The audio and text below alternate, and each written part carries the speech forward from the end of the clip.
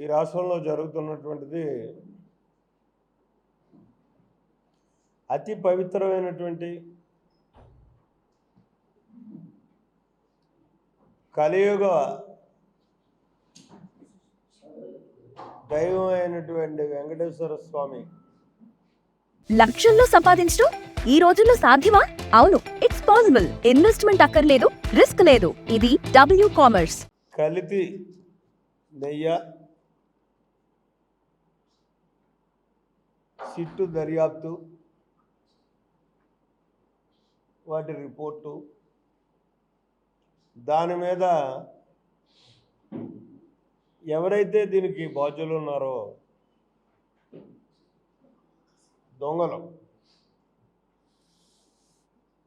వాళ్ళు సమర్థించుకునే కార్యక్రమం. దీన్ని చాలా తీవ్రంగా ఖండిస్తున్నాం. ఎందుకంటే మనం రాజ్యాంగపరంగా సెక్యులర్ వ్యవస్థను గౌరవించాల్సినటువంటి అవసరం ఉన్న మెజారిటీ సంస్కృతి సాంప్రదాయాల్ని పరిరక్షించుకుంటూ ధార్మిక వ్యవస్థని ఎప్పటికప్పుడు మనం ఎప్పుడు తెచ్చుకుంటూ మన హిందూ సాంప్రదాయాన్ని పరిరక్షించుకునేటటువంటి సంస్కృతిలో పెరిగినటువంటి వాళ్ళం ఎక్కువగా ఉంటారు.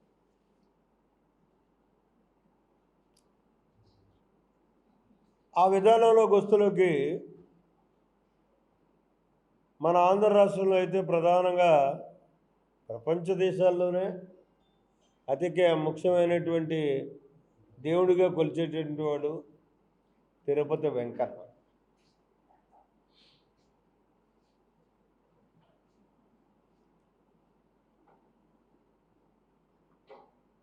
అటువంటి అదే కాకుండా ఎంతో నమ్మకం కొలవడమే కాకుండా ఆయన దగ్గరికి వెళ్ళి ఒకసారి దర్శించుకుంటే మనకున్న కష్టాలన్నీ పోతాయనేటటువంటి ఒక నమ్మకం విశ్వాసం ప్రతి హిందువుకి ఉంటుంది. అటువంటి దాన్ని గత పాలనలో ఆనాడు ఉన్నటువంటి ట్రస్ట్ బోర్డు కానీ ఆనాడు ఉన్నటువంటి ప్రభుత్వం కానీ ప్రభుత్వ పాలకులు కాన్ చేసినటువంటి దురాగతాలు చూస్తే ఇంత దారుణంగా కోట్లాది మంది భక్తులు విశ్వసించేటటువంటి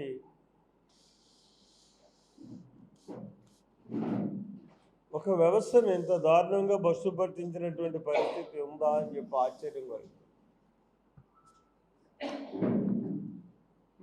ఒకటి కాదు, ఇవాళ సిట్ ఏదైతే బహిర్గతం చేసిందో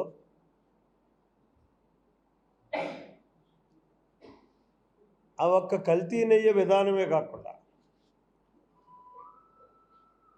గతంలో ఎన్నో సంఘటనలు ఆ పాలకుల పాలన టైంలో రామతీర్థం శ్రీరామచంద్రుడు ఒక ఆదర్శ పురుషుడిగా మనం భావించేటటువంటి శ్రీరామచంద్రుడు బుర్రని ఖండించి అది ఏమైందో అతీగతి లేనటువంటి పరిస్థితి. ఎలా చూసుకుంటే వందలాదిగా హిందూ మతాన్ని ద్వేషించేటటువంటి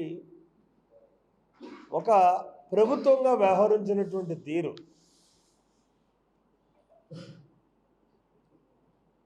దానికి ఆ జరిగినటువంటి సంఘటనలకి పరిణామంగానే అటు దేవుడు కానీ ఇటు ప్రజలు కానీ తీవ్రంగా శిక్షించారు వాళ్ళు.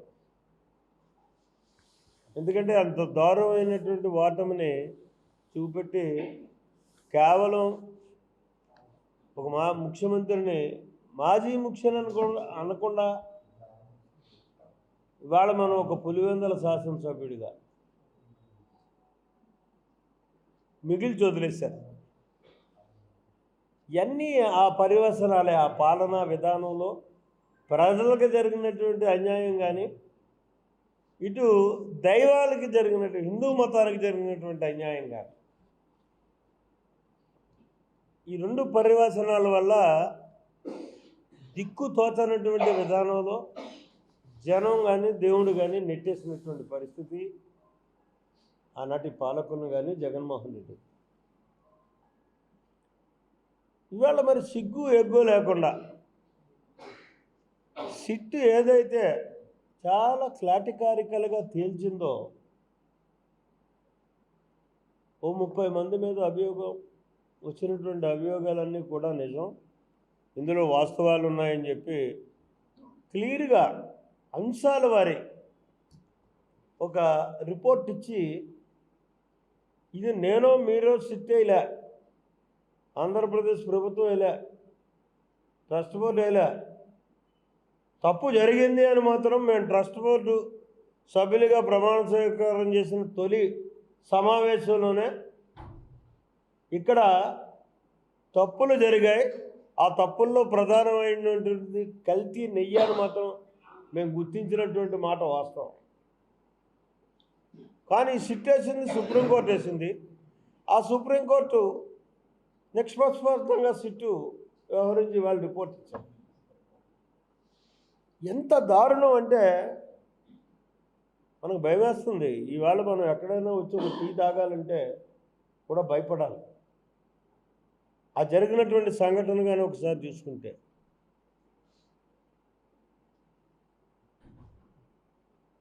లక్ష 60 లక్షల లీటర్ల నెయ్యి సరఫరా చేస్తే ఆ ప్రభుత్వంలో 1 లీటర్ పాలు లేవండి. ఇది నేను చెప్పేది కాదు, సిట్టు చెప్పినటువంటి వాస్తవాలు, ల్యాబ్లో వచ్చినటువంటి రిపోర్ట్లు.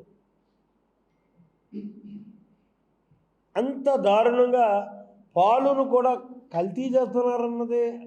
కల్తీ అంటే మనం ఏమనుకుంటాం, నీళ్లు కలుపుతారు అనుకుంటాం. జనరల్గా మనం ఇక్కడ పాలు కొనుక్కుంటే నీళ్ళు కలుపుతారు అనుకుంటాం. నీళ్ళు కలిపేసేటి పాలు రుచిగా లేవని ఏదో బాధపడతాం. కానీ ఇప్పుడు మనందరం కూడా భయపడాల్సినటువంటి అవసరం ఉంది.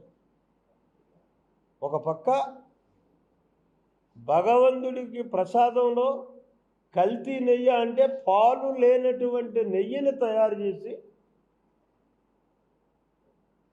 సుమారు 20 కోట్ల లడ్డూల్ని వాళ్ళ పాలనా టైంలో భక్తులకు ఇచ్చినటువంటి పరిస్థితి. అందులో మనందరం కూడా ఉంటాం, మనం కూడా తినుంటాం ఆ విషయాన్ని. ఎలాగ మద్యం పేరు చెప్పి కల్తీ మద్యాన్ని నమ్మి ప్రజల ఆరోగ్యాలు పాడు చేశారు. ఇక్కడ భక్తుల దగ్గర కూడా ప్రసాదాన్ని కూడా కల్తీ చేసి అక్కడ కూడా మన ఆరోగ్యాలు పాడు చేసినటువంటి పరిస్థితి. ఇంత నికృష్టమైనటువంటి విధానంలో వ్యవహరించి ఇవాళ చెప్తారు, అబ్బాయి ఏమీ లేదు సిట్లో ఉన్నది, సిట్ అంతా కూడా దుష్మనిపించేసింది, మేము రేపు నుంచి అపవిత్రమైపోయినటువంటి తిరుపతి దేవస్థానం మెట్లన్నింటినీ కూడా కడిగేసి పసుపు నీళ్ళతో శుద్ధి చేసి ప్రాక్షాళన చేస్తామని చెప్పేసి కొద్దిమంది తెలుగు తక్కువ మూర్ఖులు మాట్లాడుతున్నటువంటి పరిస్థితి. నిజంగా పొరపాటున అదే కానీ మీరు చేశారంటే భక్తులు తిరగబడి తగ్గుతారు. ఎందుకంటే మీ బండారం ఏంటో బయటపడిపోయింది. ఎంత ప్రమాదకరమైనటువంటి ఈ నెయ్యి అనే పదానికి డబ్బులు 240 కోట్లు వాళ్ళ సిట్టు ప్రకారం లెక్కేసుకుంటే వీళ్ళ కక్కుర్తి 240 కోట్లు. 1,00,000 కోట్లు సంపాదించుకున్న వ్యక్తికి ఈ 240 కోట్లు పెద్ద ఇది కాదు, కక్కుర్తి పడక్కర్లా. ఆయన ఒకప్పుడు నాతో అన్నాడు, నేను ఎంత సంపాదించాలో అంతా సంపాదించుకున్నాను, ఫుల్ ఫ్లెడ్జ్డ్గా ఉన్నాను, రేపు భవిష్యత్తులో మనకు అధికారం వచ్చినా మనం ఏమి కక్కుర్తిపడాల్సినటువంటి అవసరం లేదు, నిజాయితీగా పాలన అందిద్దాం ప్రజలకని. ఆ రోజు నిజం అనుకున్నాం. కర్మ ఇవాళ చూస్తే 240 కోట్లతోటి ఇటు హిందువుల యొక్క నమ్మకాన్ని దోషం చేశాడు, ఆరోగ్యాన్ని పాడు చేశాడు. తిరిగి మళ్ళీ ఇవాళ చెప్తాడు.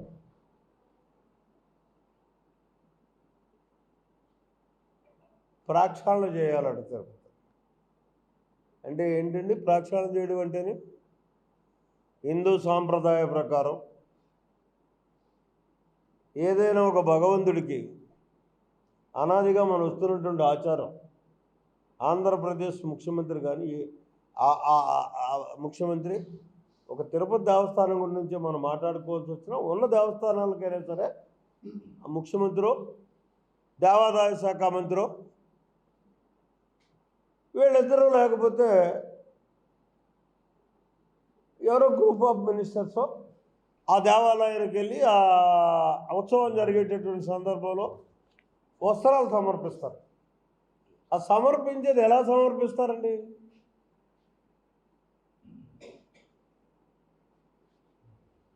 ఈయన పుణ్యవంతుడే కదా, భార్య ఉంది, భార్యతో సమర్పించడం వెళ్ళి వస్త్రాలు సమర్పించడం అన్నది ఆనవాయితీగా వస్తున్నటువంటి పరిస్థితి.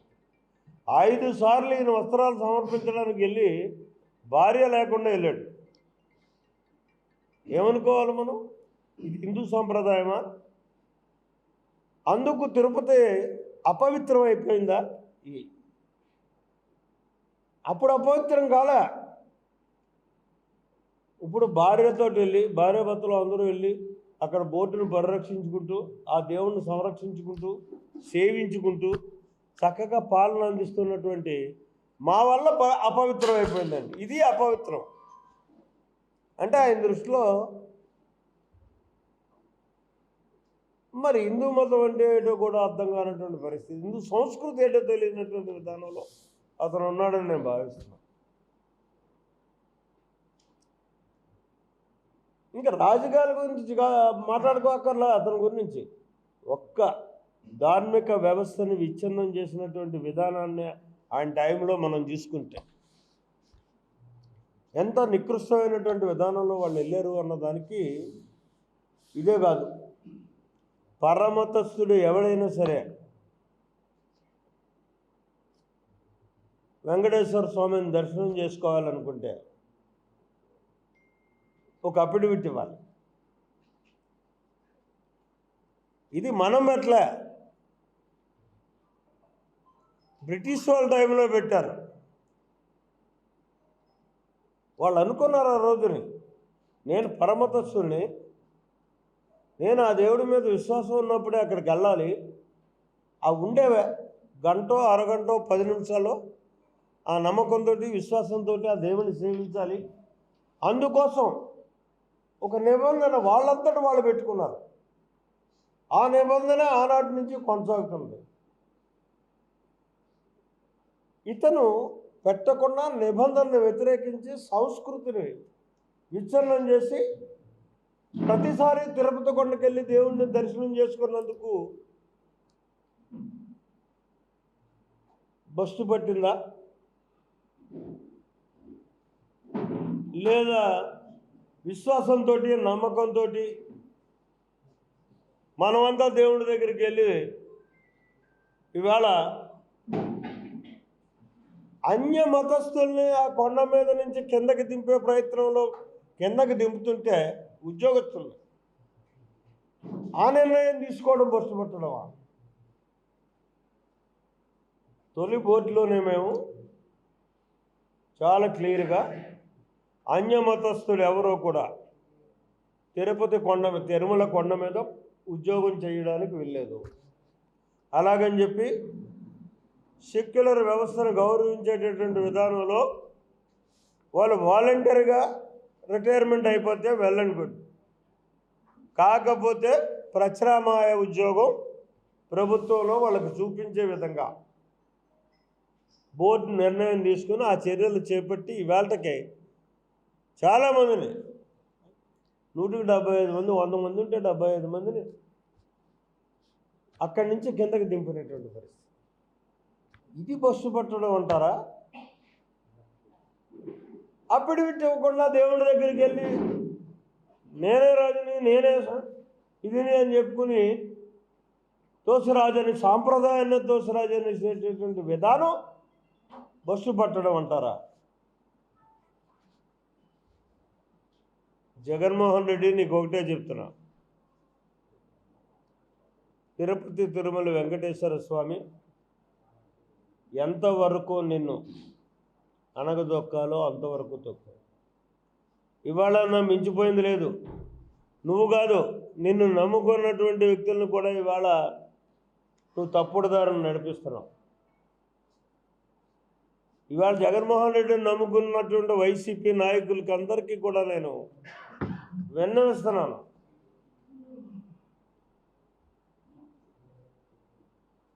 ఎందుకంటే మీరంతా కూడా భగవంతుని నమ్ముకున్న వాళ్ళే, వెంకటేశ్వర స్వామి ప్రేమించేవాళ్ళే, పూజించేవాళ్ళే. వాటి ట్రాప్లో పడి మీరు బస్సు పట్టిపోకండి. ఇవాళ మీరు మాట్లాడుతున్నారు, ఆయన చెప్తే ఆ మాట్లాడే మాటలన్నీ కూడా రేపు మళ్ళీ తిరిగి మీకు కొట్టేటటువంటి పరిస్థితి ఉంటుంది. ఎందుకంటే తిరుపతి వెంకటేశ్వర స్వామి అంత పవర్ఫుల్. అతనికి ప్రేమిస్తే హక్కును చేర్చుకుంటాడు, పరిరక్షిస్తాడు. ద్వేషిస్తే నీకు బుద్ధి చెప్తాడు ఖచ్చితంగా. ఒకటే ఉదాహరణ దానికి, 47 క్రోమర్ మైన్స్ ఒక్కసారిగా పేలితే ఎక్కడా కూడా ఇంత రక్కు రక్కకుండా తన హక్కును చేర్చుకుని పరిరక్షించాడు. ఈ రాష్ట్రానికి, ఈ దేశానికి నీ సేవలు అవసరం అని చెప్పి గుర్తించి తన భక్తుడైనటువంటి చంద్రబాబు నాయుడు. ఇంకంతకంటే మనం ఉదాహరణ చెప్పుకోకర్లా. దాని నుంచి మనిషి బతికి బయటపడ్డాడంటే ఇంకంతకంటే ఉదాహరణ కాదు, కేవలం ఆ వెంకటేశ్వర స్వామి పరిరక్షించాడు. నీకు అప్పుడే ఒక శిక్ష వేసాడు. ప్రజలు చీకొట్టారు. నేను ఎందుకయ్యా మళ్ళీ నీ విర్రబిగుతున్నావు? ఇవాళ నువ్వు మళ్ళీ ప్రజానాయకుడిగా ప్రజల్లోకి రావాలనుకున్నా, నువ్వైతే త్రికరణ శుద్ధిగా ప్రజల్లోకి వచ్చి ప్రజల కోసం నాయకత్వం వహిస్తావని నాకైతే నమ్మకం లేదు. ఎందుకంటే నీకేమైనా జ్ఞానోదయం వస్తే రాక్షాలను చూసుకో. నిన్నెవడో శిక్షించేక్కర్లా, నీకు నువ్వుగా ప్రాక్షాళన చేసుకుని నీ తప్పుని సరిదిద్దుకో. ఇక్కడ నేనేమంటానంటే ఇవాళ సిట్టు కూడా 30 మందిని దోషులుగా గుర్తించారు. అసలు దోషులు ఇందాకేదో ఛానల్లో చూశాను, బిగ్ బాస్ కూడా దోషండి. ఎవరికి బిగ్ బాస్?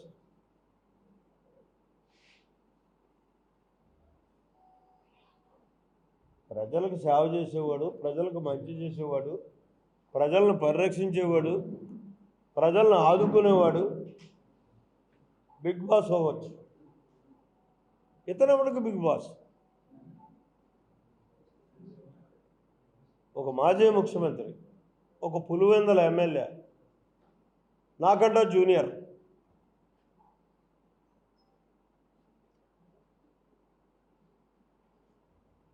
ఇతనికి ఇప్పటికన్నా సరే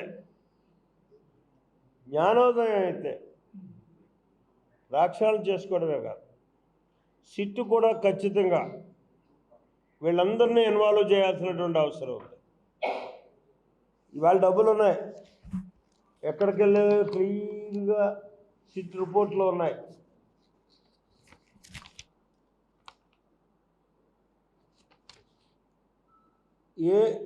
ఏ పైసా ఏ రకంగా కదిలింది, ఎక్కడి నుంచి ఎక్కడికి వెళ్ళింది, ఆ వెళ్ళింది అక్కడికి వెళ్ళిన తర్వాత ఎక్కడికి వెళ్ళింది అనే క్వశ్చన్తో వదిలేయడం కాదు. మనం ఖచ్చితంగా అక్కడికి వెళ్ళింది, ఆ వెళ్ళినోడు కూడా శిక్షించాల్సినటువంటి అవసరం ఉంది. ఇవాళ కరుణాకర్ రెడ్డిని శిక్షించాలి, ధర్మారెడ్డిని శిక్షించాలి, సుబ్బారెడ్డిని శిక్షించాలి. చివరగా పులివెందుల ఎమ్మెల్యే జగన్మోహన్ రెడ్డిని శిక్షించాలి. వీళ్ళందరూ బాధ్యులే ఇందులో. ఈ కల్తీ నెయ్యి వ్యవహారంలో కానీ తిరుపతిలో జరిగినటువంటి ప్రతి స్కామ్లో కూడా ఎంత దారుణం అంటే 350 రూపాయలు కండువ తెచ్చి మనకు ఆశీర్వచనంలో కప్పుతున్నారు సార్. దాని ఖరీదు ఎంతో తెలుసా అండి? బిల్లు ఎంతో తెలుసా? 1334 రూపాయలు. దానికి ఉన్నటువంటి స్పెసిఫికేషన్స్ మాత్రం సిల్క్ టు సిల్క్, కానీ ఇక్కడ ఇచ్చేది టెరికాటన్ టు టెరికాటన్. 350 అక్కడ, ఇక్కడ కొనేది 350, బిల్లు తీసుకునేది 1334. దీని మీద కూడా ఏసీబీ దర్యాప్తు చేసాం. దీన్ని ఆల్రెడీ బయటికి తీసినటువంటి పరిస్థితి ఉంది. కొన్ని వందల కోట్ల రూపాయలు దోషిస్తారు ఈ 5 సంవత్సరాల్లో. దీని మీద కూడా ఇదంతా కూడా ఎక్కడికి వెళ్ళింది అంటే అక్కడికే వెళ్ళింది. 1 దగ్గర స్టార్ట్ అవుతుంది, 10 దగ్గర ఆగుతుంది. ఇవన్నీ పంపకాలు.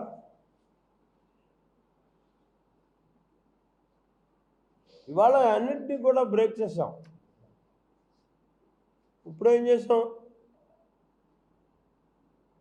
ఎక్కడ కూడా గవర్నమెంట్ ఆప్కో ఏదైతే ఉందో సిల్క్ టు సిల్క్ స్పెసిఫికేషన్ ప్రకారం గవర్నమెంట్ ఆప్కో, అలాగే తమిళనాడు కాప్టెక్స్, ఈ రెండింటికి కూడా కొటేషన్స్ తీసుకున్నాం.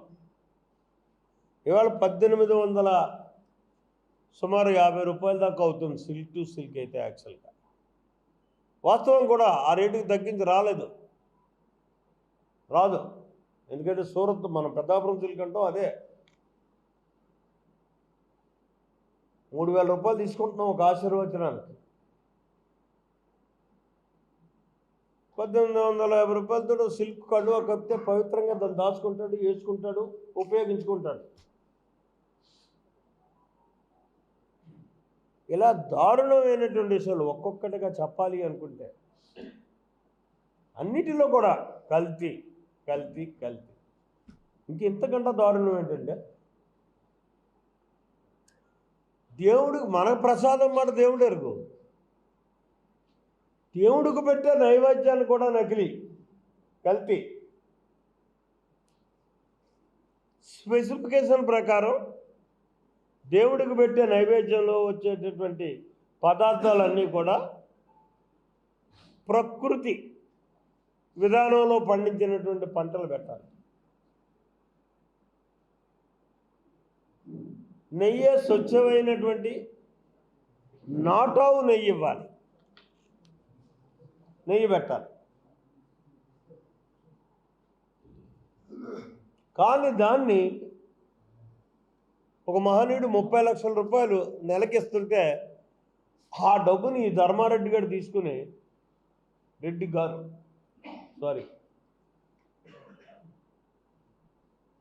నేను చెప్పినటువంటి నకిలీ వస్తువులు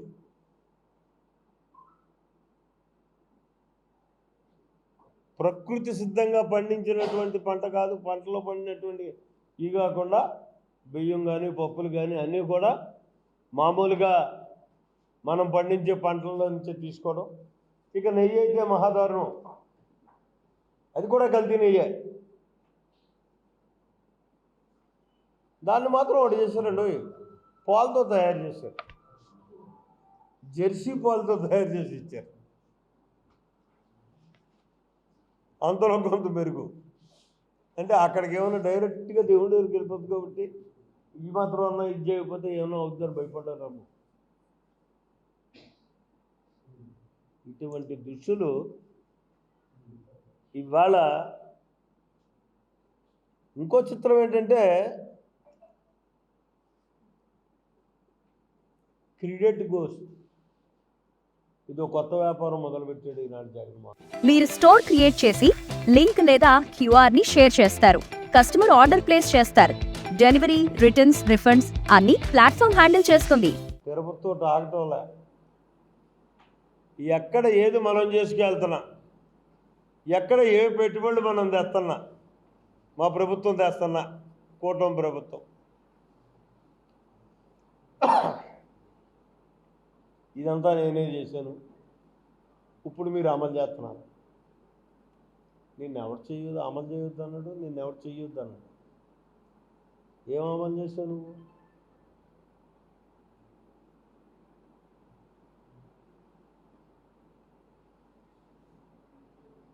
ఏది ఒకటి చెప్పమన్నాడు. ఎక్కడ అక్కర్లేదు నా జగ్గంపేట నియోజకవర్గంలోనే. రెండో ఇష్యూస్ చెప్తాను నేను. 6 సంవత్సరాల క్రితం, 6.5 సంవత్సరాల క్రితం తాళ్ళూరు లిఫ్ట్ ఇరిగేషన్ ఆగిపోయింది. అతను పాలనలోకి వచ్చిన తర్వాత దాన్ని బడగా పెట్టాడు.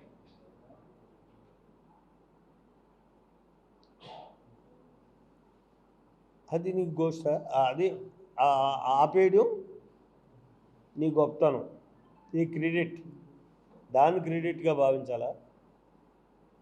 పేదవాడికి 5 రూపాయలు అన్నం పెడుతుంటే దాన్ని ఆపేసావు, అది నీ గొప్పతనంగా భావించాలా?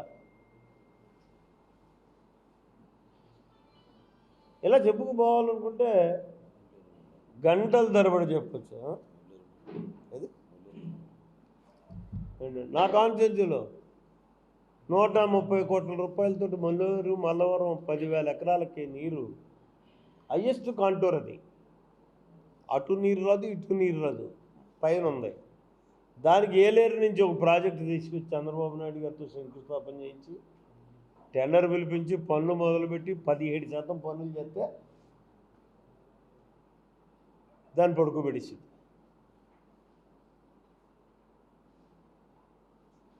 అది నీ క్రెడిట్. ఇలా ఎక్కడో ఎందుకండి, వైజాగ్లో నేను ట్రయల్ రన్ జరిగినటువంటి విమానాశ్రయం, జాతీయ విమానాశ్రయం భోగాపురం, అది నాది గొప్పతనం అంటాడు. అదే వ్యక్తి ఏమన్నాడో నాకు తెలుసు, నేనే ఉన్నాను అప్పుడు పక్కన. ఎర్రబసురు అనేటువంటి భోగాపురానికి ఎయిర్పోర్ట్ ఎందుకు అన్నాడు. విశాఖపట్నంలో ఉంది కదా ఎయిర్పోర్ట్, అది చాలు అన్నటువంటి వ్యక్తి అదే ఎయిర్పోర్ట్ నేను తెచ్చాను అంటాడు. అది నా క్రెడిట్ చంద్రబాబు నాయుడు కూడా ఇక్కడ. నేను అనుకుంటున్నాను నేను అయిందేమో అనుకుంటున్నాను.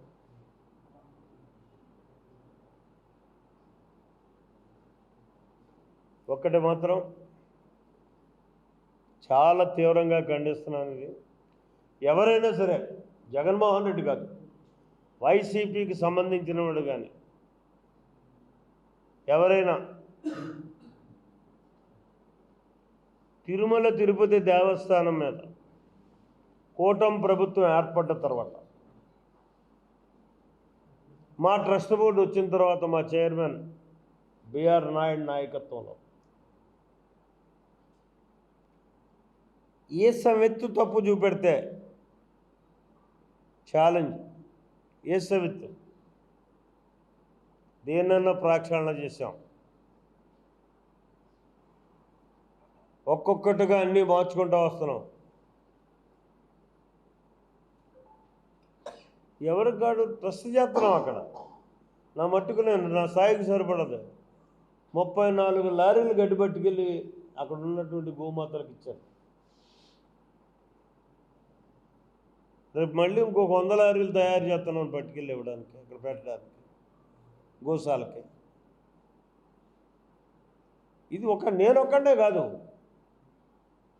మా ట్రస్ట్ బోర్డు మెంబర్లు ప్రతి ఒక్కరూ కూడా ఆ రకంగా బాధ్యత తీసుకుని దేవుడికి ఇస్తున్నటువంటి పరిస్థితి. మా చైర్మన్ గురించి చెప్పుకోవాలనుకుంటే సింగిల్ రూపాయి భగవంతుడు,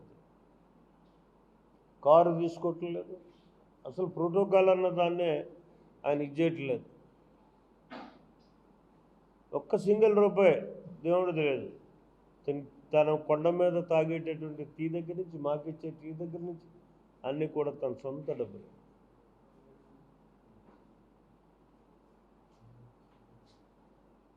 ఓన్లీ ఐడెంటిఫికేషన్ కోసం అక్కడ అటెండర్ ఒక్కడే కూడా ఉంటాడు. అది అక్కడ ఉన్నప్పుడే. తను ఉండేటటువంటి ఇల్లు కూడా రెంట్ కడుతున్నాడు. నా మట్టుకు నేను అంతే. ఆ స్థాయిలో ఇంట్లో ఉండను నేను. వెళ్ళి అన్నమయ్య భవన్లో తక్కువ రెంట్, నా స్థాయి అది. కానీ ఇది కారు మాత్రం వాడుకుంటున్నాను. రోజు ఇక్కడి నుంచి కారు ఎట్టుకెళ్ళాలంటే 15,000 అవుతుంది. రెండో కారు అక్కడ పెట్టి స్తోమత లేదు నాకు. కాబట్టి దేవుడి కారు మాత్రం అక్కడ పైన ఉన్నంతసేపు వాడతా.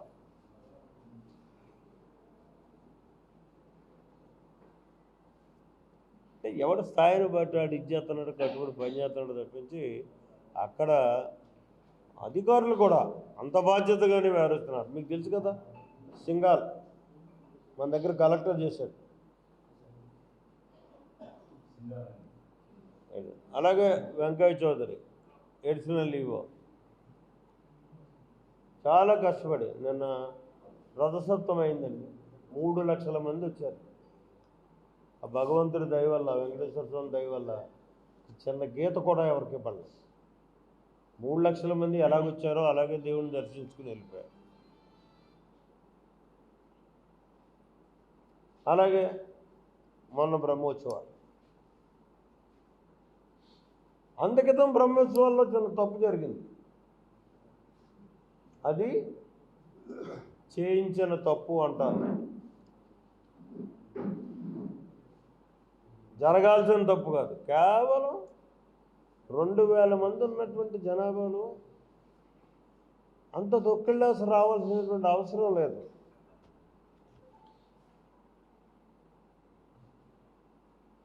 ప్రీ ప్లాన్డ్గా అక్కడ చెయ్యాలని చేసినటువంటి కార్యక్రమం. హోమ్ మేకర్ అయినా, కంటెంట్ క్రియేటర్ అయినా, కిరాణా షాప్ ఓనర్ అయినా అందరికీ సమాన అవకాశం. భారతదేశం మొత్తం మీద దాదాపు 25,000 మందికి పైగా WCommerce తో స్టోర్స్ నడుపుతున్నారు. Visit www.wcommerce.store